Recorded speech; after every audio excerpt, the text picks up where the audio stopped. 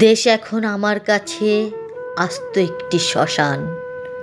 শ্মশানে দাঁড়িয়ে প্রতি রাতে একটি কুকুর কাঁদে, আর এক কোণে নেশাগ্রস্ত পড়ে থাকে চিতা জ্বালানোর কজন লোক। দেশ এখন আমার কাছে আর শস্যের সবুজ ক্ষেত নয়, স্রোতস্বিনী নদী নয়, রোদে ঝিলমিল দিঘি নয়, ঘাস নয়, ঘাস ফুল নয়। দেশ ছিল মার ধনে খালি শাড়ির আঁচল, যে আঁচলে ঘাম মুছে চোখের জল মুছে দাঁড়িয়ে থাকতেন মা দরজায়।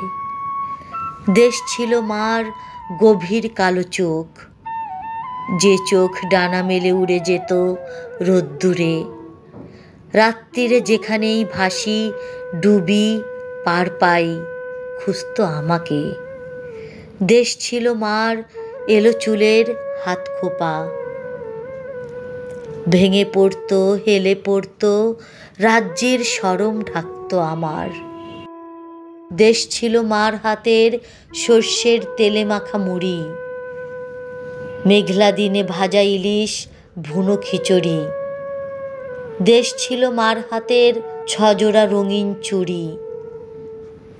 দেশ ছিল বাড়ির আঙিনায় দাঁড়িয়ে মা মা বলে ডাকার আনন্দ। কনকনে শীতে মার কাঁথার তলে খুনসুটি শুয়ে পড়া।